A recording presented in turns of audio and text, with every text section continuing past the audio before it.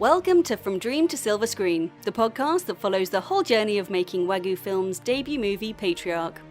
The team are going to take you through acquiring funding, pre-production, filming, editing, visual effects, and even selling the film, all while providing hours of advice for filmmakers, actors, and crew, with hopefully a few laughs along the way. This podcast is sponsored by Zimplify, sales and marketing automation software that helps your business grow fast. Go to zimplify.com/patriarch to get 20% off your first 3 months. That's zymplify.com/patriarch. We're also sponsored by Mostly T-shirts, mostly.com. Fun and random t-shirts and hoodies for real film fans. See if you can get the references. Visit mostlytshirtsmostly.com to buy your next favorite t-shirt. Enjoy the show. Hi guys, this is David Roberts, director of Patriarch, and this is part 2 of our first episode. So if you haven't checked out part 1, please go back and check it out on our profile first. Otherwise, I will leave you with a conversation with myself, Sean Bishop, the director of photography, Keith Lupton, the production designer, and Scott Bishop, the head of visual effects and post-production. Enjoy the show. Okay, so we're back, and let's start going through. On a positive note, what are the kind of things you're most excited about, would you say? So do you want to... Keith, do you want to get started? What was one of yours? I think the main one is probably from the last couple of shorts that we've done, was obviously creating all the props and stuff. I love getting the new stuff in, but then I think what I did enjoy doing was creating extra things where we didn't have to spend a fortune to do. You just get a bit of... Yeah. But no, so you're basically saying it's not because we have to buy a load of costumes and props, so it's the ones you got to produce rather than just buying, as you say. Plus it's the improving stuff. So like the rifles that we've got that we used in Embers and things like that, they need scuffing up and they need to look a bit more real. Like the one thing is you can probably say that they just look too pristine, unused. Yeah. So it's even things like that, isn't it? It's putting little textures on it to make something look more interesting than it is. Yeah, because we don't have the biggest of budgets, it's kind of trying to think outside the box and make it look as real and authentic, yeah. and like there's a good production value behind it. Whereas when you just have a little bit of time just to think about it and use some household objects, you're still going to get the same kind of look that you're looking for. You're just not breaking the bank to do it. Creativity rather than throwing throwing money at the problem. Which you get a little bit of wiggle room sometimes as well, because when we've not really written scripts or ideas that are based in the present time. Do you know what I mean? Yeah, so like it's like 10 years in the future, our army looks like this. That's our problem. Where if anybody brings up, why have you done that? It's 7 years from now. Yeah, that covers it all. But then even in 7 years' time, we'll say no, it's 7 years from now. So whenever you watch the film, it's 7 years from then. So things might have progressed and things might have degressed. Is that a word? Yeah, we'll go with that. Recede? Don't leave any comments. What about yourself, Scott? What's your most... Because you're an excitable person, isn't it? Scott, look at it. If you could see his shirt right now... Yeah. You can't stop this guy from bouncing off the walls. Hawaiian shirt is a... I'm excited to to learn something new whilst we're doing this. That's one of the main kind of things I'm just hyped up about is going into something new, learning more skills, learning how to kind of solve a lot of all these kind of problems, and kind of testing myself. You have all these kind of worries, but then you put into a situation where you can't back out now. So it's all just a big test of what you can kind of do with things. Because like we said, we've been wanting to do something like this for years, but we've just been busy with actual paid jobs and then family things getting in the way, and so it's coming down to this point now of shit. You got to show something, and I'm excited about that. Yeah, well, the thing with the commercials we do, there's often once you've done the pre-production, you got the concept out. You usually can deliver it quite well, isn't it? It's not rather than, and it's not something that I really kind of cared about. No.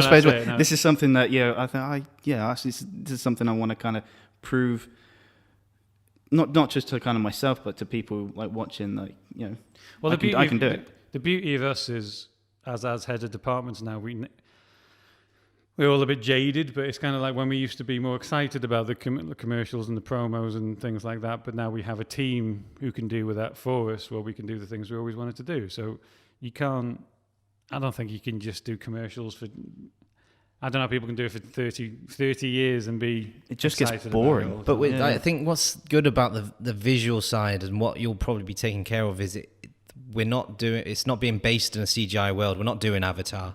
Yeah. We're not doing Star Wars. We're doing something along the lines of Monsters and Arrival, where the visual effects is just going to add to the environment and the atmosphere. It's not going to be the main focus of what we're doing. You do know in Arrival there's a huge fucking spaceship. Yeah, but it's not. It's not the focus. She's the focus. Have you seen the poster? Have you seen the poster for the film? There's a big fucking spaceship. But that's the design guys did that. Designers for that. Yeah. Have you seen Arrival, bro? But it's like the CGI's there, and it's almost out of focus at some point, isn't it? Like there's even a scene where they're walking through the campsite and you've got helicopters taking off, but they're not the focus, and they're added.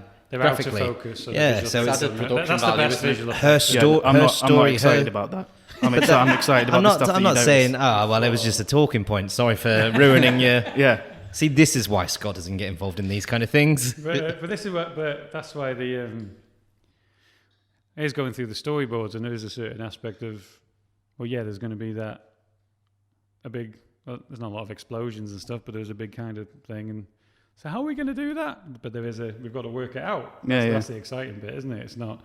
Definitely. There's certain bits that we want to do, but there are genuinely bits right now that we don't know how we're going to do it. Which, if our investors are listening, maybe turn off. No, but it's just add an extra $100,000 and we'll work it out yeah. On the day. Yeah. No, but it's certain things like. But that's why we're not just doing camera tests and stuff. We're going to do visual effects tests, and there's going to be tests until we're perfectly confident with that until we actually start filming.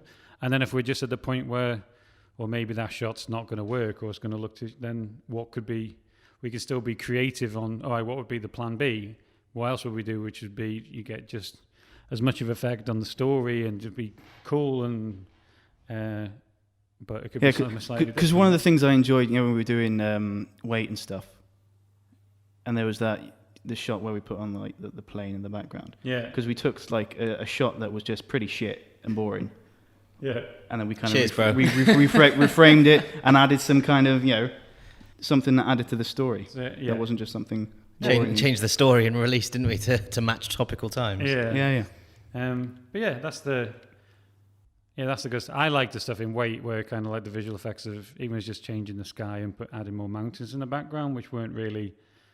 It's the best visual effects. Everybody says the ones you don't notice. It's just like, wow, they found a really cool location, but it was just it's like guess where this was just filmed? A mountain. Yeah. So that's a problem with, especially from like Sean's point, like the white sky. The Britain's terrible for just white sky or just no. I can handle grey sky, which are like dramatic clouds. Dramatic, just about to rain sky. You just got white or slightly lightly blue, but. It's visual effects like that, which just automatically makes something really cool. But it was like the shot when, in Wait when he was next to the tree trunk and just added in like the smoke just in the background. It was very faint, but it just added to that shot. I thought. Yeah, because without it helped. It made sense as well because we had to we loved the shot of a guy walking through the fog. And then that wasn't VFX, so that was SFX. No, the shot afterwards because you had the character coming through the smoke. Yeah. It's like, oh, look at this. But then the next shot, you see... It was clean and crisp. You see him hiding behind a tree, but there's no more fog in the background, so Scott had to add in visual effects. So you didn't even know that, did you? Good visual effects. That's how good Scott is. That's it. Well, look at him. Look at that Hawaiian shirt. Look at that guy. I'm going to be wearing one every day now. That's it. We need to get a collection. He is putting on weight. You can buy whatever. Wow. That's why. He's going to be the jolly guy. He's just had a kid. Come on. Everyone's carrying that baby weight around. There's a merchandise area of the website. We'll have Scott's Honolulu. Yeah, that'll be good. Bobbleheads. And a KISS logo. Yeah. Don't forget the KISS one for the fans. Yeah. What about you, Sean? What's your greatest excitement? Because you're not an excitable guy. You're just loud. I can't wait to get it out there and get it seen by people. This is just doing a film. Yeah. Like I've always been one that's, don't always quite thinking about what other people think, but right now I've got to that age where I couldn't give a shit what we're going to be doing a film and it's going to look good and I just want more people, get some eyeballs on it. I want other people to see it. We tend to work in an industry by industry where a certain demographic of the world will watch that video of one of our clients. It's not going to be the Globe. Yeah. And it's not going to be the Globe who watch Patriarch, although we're going to try and market it. You don't know. And then I'm just excited for people to come out and see it. Yeah, I hope we get some great feedback on it, and I hope it works how we've seen it for the last 6 years. But I'm just really excited to get it out there. Yeah. And I weirdly think of, even though this is exciting, I think about the second film we're going to make. I know you're kind of getting ahead of yourself, but it's kind of, this is supposed to be, obviously you want this to be as successful as possible, because there's different ways it can go. The way everybody wants is it gets a theatrical release, millions of people see it, brilliant. But even the kind of the plan B of it gets out there, shows in festivals, it gets a release, a show to VOD and things like that, and gets respected and lots of review. That means that our second film is a lot easier to produce then, isn't it? Because obviously, as we came in unknowns, it's through our preparation and experience that we got funding, not through our name. It's more, we had to prove to people we could do it. So that's the. But like how, because it's like things like like I said, Monsters before. That wasn't a massive hit, but it's a cult following, and if you watch that film, you like that film, you love that film.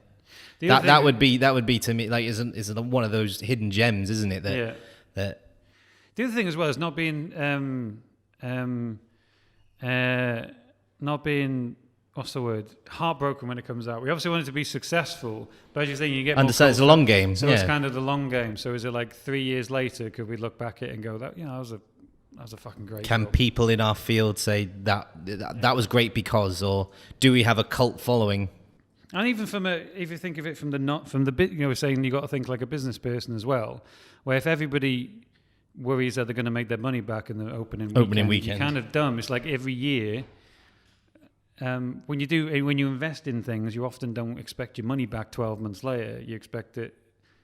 So every time we relicense the film with a new distributor or a new streaming platform, streaming's changed the game. Streaming's changed the game. People aren't going out anymore.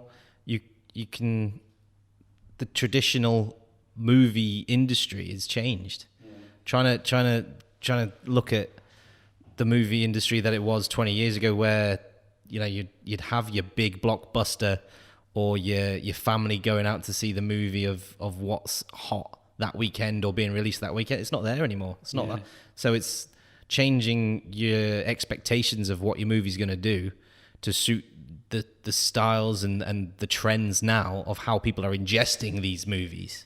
Mainly because of COVID. But you know how a lot of people are fussy about. Do you know you get everybody just? But obviously, I want people to go see it in a cinema. That's obviously the way I want them to do. But if somebody watches it on a phone at home before they go to sleep, I'll still be chuffed. It's not the ideal way, but I've watched some films on a tablet with my headphones on, and I remember watching Room. Do you know that? Yeah, it's quality. The Room. The little boy, not the Room. Do you know with they grow up in captivity. There's like a little boy, and his mum grows up in captivity, and she makes it actually seem nice and dream-worthy when this horrible shit's happening.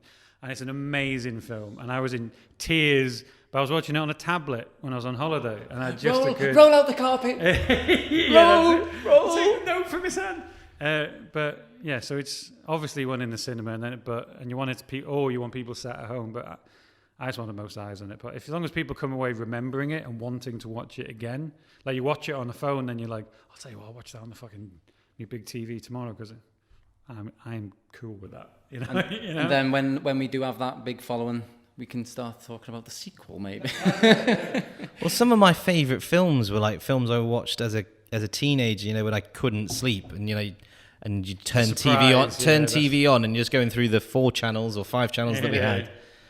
And there would be a movie on at 1 a.m, 2 a.m, and they have turned out to be my hidden gems. And you had no other choice. I've got to watch this. I'm watching this, even with the less ad breaks as well, because it's 1 o'clock in the morning. So. But they're the one, you know, they probably didn't break any blockbusting weekends then, but my favourite films are the ones that I happen to come across by accident sometimes. Well, I think one of my, I think I'm excited about just working with actors, like proper experienced actors, because often we do a lot, but a lot of our commercial stuff is often with models. And we're talking to them about look that way and look this way, and just getting them doing cool shots rather than talking about having conversations and talking about the character and talking about, I know, the fact that, you know, the script, talking from when we remember typing a script and then somebody actually saying it and helping them improve it. And when you're selling couches or if you're selling cars, you don't need to know about your backstory of your character, do you? So, and I think a lot of filmmakers like hate working with actors, like they just care about the visual, but actually forgetting that thing of, again, if the performance is crap, then the film means nothing. So I'm actually looking forward to that, because I think the good thing about working with a team as well is kind of we'll be so well prepared. So like at the end of cut, I can go and sit with the actors and talk them through, and you guys are confident in setting up for the next one, the next thing, or what they need to do, and or practice or anything. To see what I mean? So we're well prepared as not just department heads, but as producers as well. So yeah, so I'm because there's so many, we deal with so many. If there's actors listening, I would say if you really want to get into acting or impress production companies like us and get into more films, do you know when you have an online profile, if you're on Spotlight or if you're on Star Now or you know, those type of websites, don't put actor / model / a new one is /influencer, and that drives me fucking nuts. So it's just all that says to us is you want to get famous. I want to, please make me famous. I want somebody who says, no, I'm an actor. I take acting seriously. I take the story seriously. I enjoy acting. Do you know what I mean? We are not interested in people wanting to be famous. You want actors who get famous because they're just so good at what they do. Do you know what I mean? So that's one of the ones. But yeah, any other ones? I'm really excited to see the practical effects that Andy does. Andy Sexton's doing a lot of kind of prosthetic, the gory bits. That's my worry. Just because, like, just from your vision, Dave, that's been put down onto the paper, which I think he's done a cracking job on the storyboard. But then obviously seeing some of the outcomes of the blister in the skin.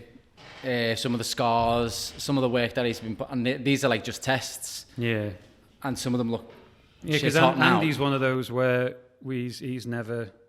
This would be his first film as well, and again, we could find somebody who's more experienced at it, but he's really passionate about it. You know, he's calling us all the time about I'm testing this, I'm testing that, and that's what's really impressed us and gave us the confidence to say, well, yeah, you can be in charge of all the practical effects, and if you need help, we'll get you, but you be the department head for that. And again, that's what anybody listening, you want to impress people. It's your passion and how much you want to do the job sometimes, which gets you the job. Because he's even without us even asking, he's sending us over like images and videos of things that he's done just without us even asking. Like scene photos, that would be perfect. And some of them are quality. Yeah. It'd be great to see. I can't wait to see them on.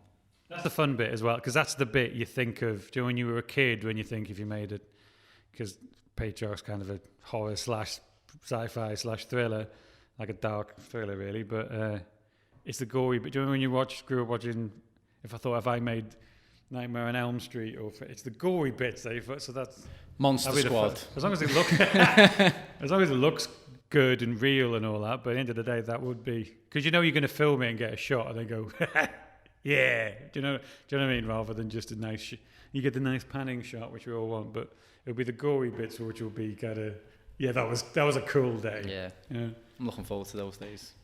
Do you know what? I'm excited just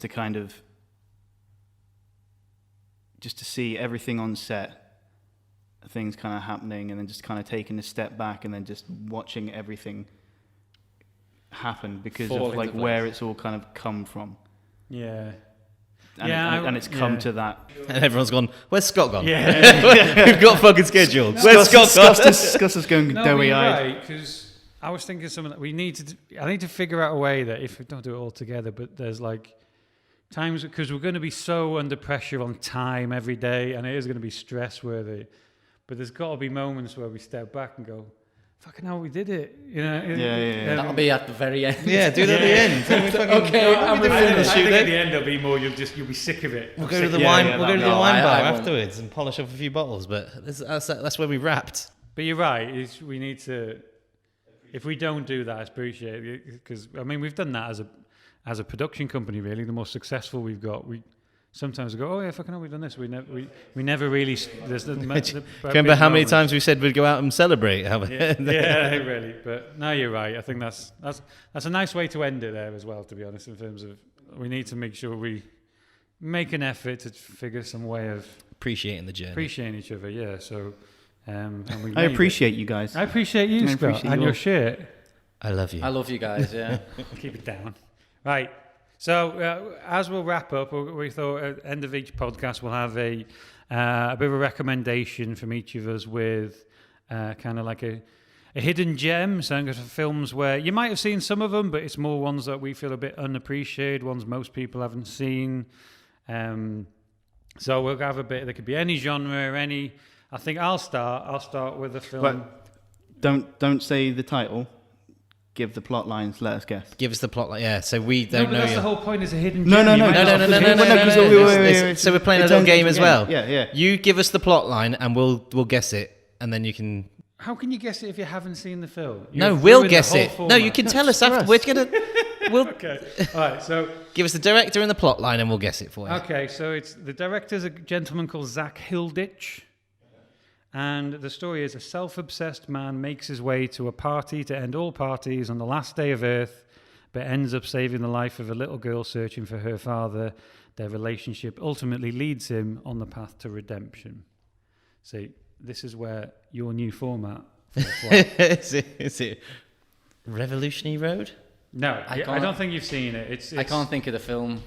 It's a film called name. These Final Hours. Yeah. Oh no, yeah, I was going to say that. No, I've never heard of that. What is it? I thought it's an Australian film, and it's a really cool concept where meteors come into Earth, and usually you got your Deep Impact and your what's it called? No, Armageddon and things like that, where for some reason we get saved, or doesn't Deep Impact, spoiler, it actually hits the Earth, but aren't we all fine? There's just a bit of a wave. Yeah, the Earth, the water level rises, but That's it. But in These Final Hours, the meteor hits the Earth, and it's a global killer. But if you think about it, when that meteor hits, it's not going to be a fireball instantly. So say what happens in this is it's based in Australia, and the meteor hits in the Atlantic somewhere. And so slowly but surely this wall of fire is going out from there and Australia's like the last point where it will get to. So the film is all about you are going to die. There's no getting out of this. The Americans aren't saving us. So there's one. Are you telling me John Cusack John didn't Cusack- wake up in a pile of his own rubbish, get the girl, and then save them That's what I today? mean. I don't- So- jumps on a plane. So it's flies following away. a guy who, because there's obviously religious nuts who are kind of like cults going in the end of the world. There's people just going crazy. There's people getting revenge on the people that they never, a bit kind of purge-like. But it's following this guy who he's a bit of an alcoholic, but he's trying to find this party, but he realizes that they're just people he can't help. And his last moment is he comes across this girl which people were trying to kidnap, and then it becomes about getting her back to her father before this wall of fire comes in like an act. And I thought it was really cool. It's kind of like it's a bit low budget, but it looks really nice. I think it'll be a couple of mil or something. The director's gone on to do a couple of things, like a couple of Stephen King, I think in 1922 on Netflix, if you heard of that. When did it come out? These Final Hours, it's 2013, so it's a fair few years old. But I rarely hear people talking about it, and I'd really recommend it. It was really, really cool, especially if you like kind of apocalyptic, kind of end of the world type ones. But and it's not a spoiler alert; it's just they kind of tell you that everybody's going to be done at the end of this, and he's on a quest for redemption, so to speak. But yeah, I recommend it. Who's got?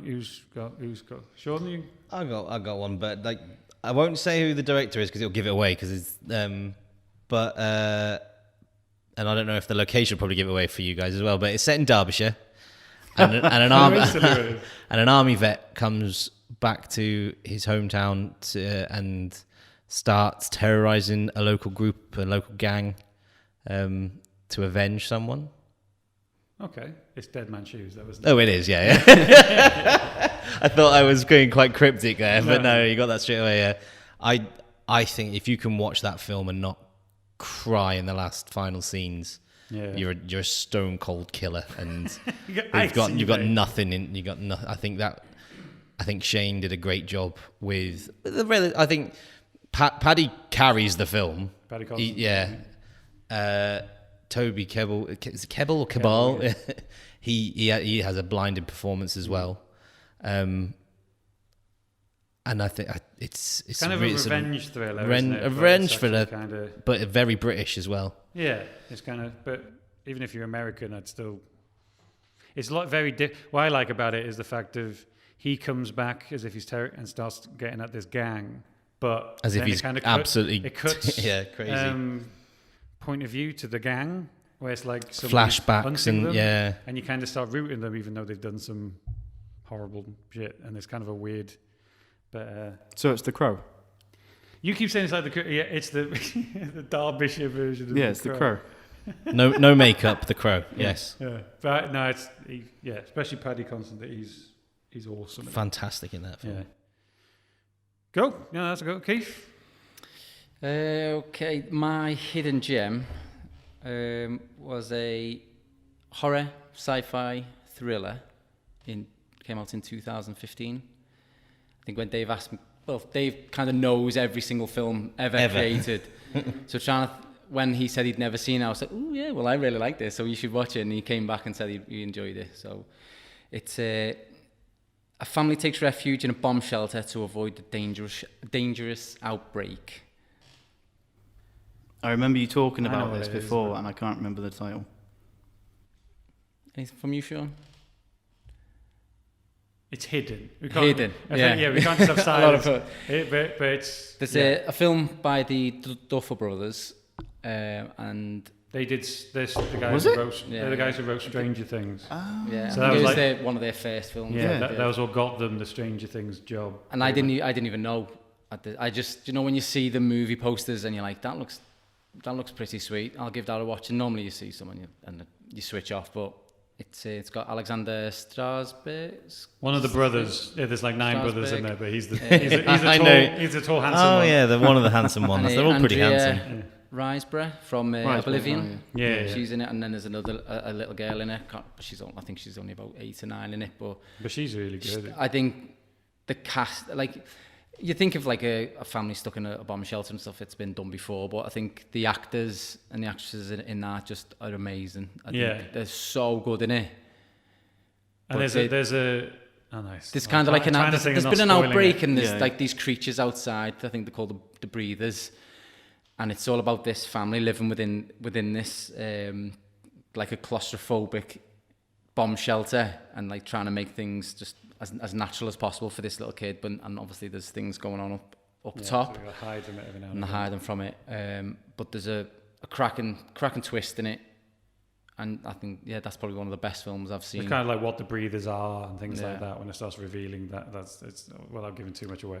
It's really I love and that. because everything's kind of set in this bunker as well. There's not loads of different locations and stuff as well, which makes it look and the lighting as well. It's kind of like Room as well, where they got this little girl and they're trying to make out that this life down in a bunker for years is like Blast normal from the Past and fun and but it's the things are always trying to get things are always trying to get in, so it's always it's also called The Hidden or Hidden. Yeah, honestly, watch it. It's well good. I'll mark that one down. Yeah. Go on, Scott. What's your last one? Right, so Big Finish. Mine's not. I wouldn't consider it like a hidden gem, but I think it's massively underappreciated. 2016, right? And here's the plot line. Ready? A father and son go on the run, pursued by the government and a cult, drawn to the child's special powers. Oh, yeah, I know it. Yeah. Don't say it. You guys? Midnight Special. Midnight Special is great. Well, good film. Michael Shannon and Joel Edgerton. Have you seen it? No, but the music, the soundtrack. I've That's listened to the sound- soundtrack. The soundtrack is really, really, really good. It's built around that soundtrack. Well, we isn't were it, I think? using, well, not really temp music, but when we were doing, because we do music and things like that when we do read-throughs to get into the habit of it, and it was the soundtrack of that was playing a lot, wasn't it, and getting us into the mood of it. But that is, so it's basically a young lad with strange powers has been kind of kidnapped from a cult, and they're just trying to get him. You're just trying to move him away from everybody. Yeah. But the FBI is after him. But it's like a Spielberg. It's like an early. I don't know. It's quite purposely like. It looks a bit like that. Do you know that early Spielberg lens flare-y? What's it called? Close Encounters of the Third Kind. Yeah. Well, there's actually like scenes from that as well, isn't there? Was it? Because there's I think there's a scene where they're heading towards somewhere, and then there's a sign from Close Encounters in the film as well, and there's like an arrow pointing up. So they've kind of copied. I think it's like a little Easter egg that they put included into the film. I love that. It's like if you like the X-Files, you like it. If you like early Spielberg, you like it. If you like Stranger Things, maybe it's the similar kind of themes of Stranger Things. And it's obviously a young kid with powers, but don't know what to do with them. It's the ending as well, like the final scene where you can't just kind of give it away, but it's a quality film. Yeah, but that's a good one. So it's 4 good ones. So you've got I've completely forgotten. Right, These Final Hours was mine. Sean's was Dead Man's Shoes. Keith's was Hidden, and Scott's was The Midnight Special. The Midnight Special. It's not The Midnight, just Midnight Special. Midnight Special. Yeah. But so great films, especially John. All of them are genre films. Well, apart from Dead Man's Shoes is more of a thriller, but the rest of them are more kind of a little bit sci-fi. But if you like Patriarch, they're very much on the same lines as what Patriarch is. So you like them, you like this. So in some upcoming podcasts, we'll take you through. We're going to make this every week, hopefully, to try and make sure that we keep you up to date on where we are, what we're doing, and we'll have some guests along the way from the crew and things like that. So we'll take you along that journey with us. All right. Cheers, guys. All right, See you later. Bye-bye. Thanks for listening. Bye now. To find out more about the making of Patriarch, follow the team on social by searching Patriarch Movie on Instagram, Facebook, Twitter, and YouTube. Or visit patriarch-movie.com for more information. This podcast is sponsored by Zimplify, sales and marketing automation software that helps your business grow fast. Go to zimplify.com/patriarch to get 20% off your first 3 months. That's zymplify.com/patriarch. We're also sponsored by Mostly T-shirts, mostly.com. Fun and random t-shirts and hoodies for real film fans. See if you can get the references. Visit mostlytshirtsmostly.com to buy your next favorite t-shirt. This podcast was produced by Wagyu Films.